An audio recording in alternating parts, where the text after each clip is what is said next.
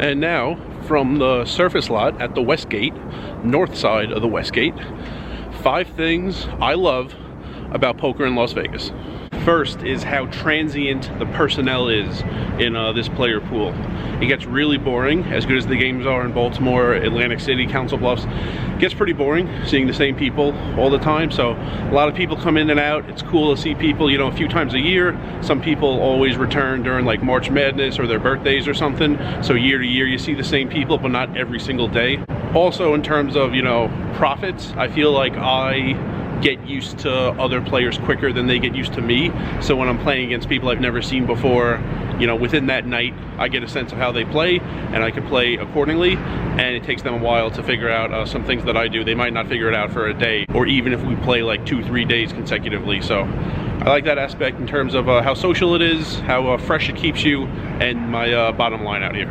Number 2 is how many rooms there are. So every room out here is going to do something to try to get you to play there, whether it's comps, promos, something, and you have your choice in the rooms you like, and sometimes there's an added bonus. I would play at Aria anyway. I enjoy how quickly $2 an hour in comps add up. I would play Bally's anyway, and every once in a while there's a promo that I think makes sense for my game and how much time I want to play here. So you have your choice in what rooms you want to play in, and in addition to that, comps, dealers, floor people, scenery, promotions. So when you factor in everything, you have some real enjoyable experiences because you have so many choices. And how fitting that I'm walking by the arcade in the Westgate, because next is the arcades and such. So whatever you want to call them, arcades, attractions, activities, I understand they all start with A, let's just call it AAA. I really like bouncing casinos and having these things in Vegas between the casinos. The arcade in MGM I use, downstairs in Bally's I use. I'm learning there's an arcade in Excalibur. In Atlantic City, when I'm in Borgata and I decide to go to play Harrah's, you just like walk across the field and it's pretty boring. When I'm in the Horseshoe Baltimore and I decide to go play Maryland Live, it's just like a 10-mile drive and you just drive and like that's it. Bouncing casinos out here in Vegas is a lot of fun because of all the restaurants you pass, all the games you pass, all the sights. You're outside, there's stars, there's lights, there's signs, things like that. I enjoy the transit between casinos out here and in places like Baltimore, and when I was in Kansas City earlier this year and Atlantic City, just not quite as fun. Next is comps.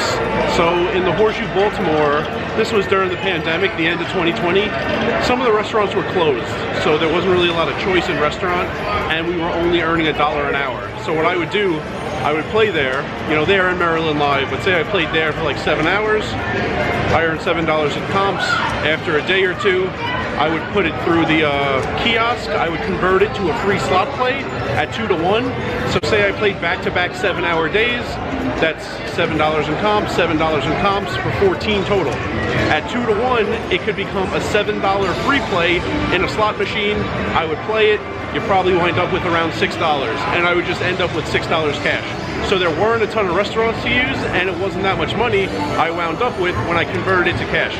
Out here, Bellagio, Mandalay, Caesar's Palace, and Aria, $2 an hour. Those comps add up quickly. Also, you could use them on rooms or food a lot of the time. There's not a hotel attached to the Horseshoe Baltimore, so as much as I like playing there, the comps weren't really that much of an added bonus. It's not the purpose I was there, but it's nice when there's some added perk attached to the poker. Out in Vegas, there's a lot of those types of perks. Rio sometimes is like $6 a night. It does not take a lot of hours at Bally's or Caesar's Palace to get a free night at the Rio because you can pay with your comps. The hotels exist and it's easy to pay with your comps for those stays. So out here the comps do a lot more. The competition helps with how many offers there are and what you can earn and how you could use them. So out here, it's much different than every other city. And lastly, I enjoy it from a geography perspective. So I haven't made a ton of trips this year. You know, I went to Palm Springs for 1 day.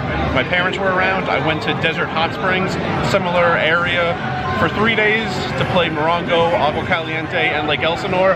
But the proximity is real good. Flights to LA are cheap. Flights to San Diego are cheap.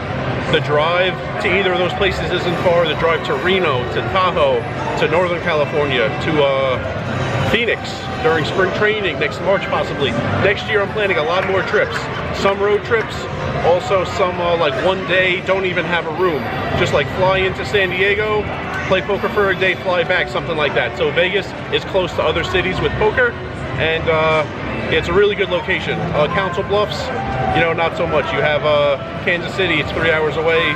Wichita doesn't even have a poker room anymore. So WinStar is 8 hours away driving. Vegas is a really good location. Yeah, I got it at the stadium in May.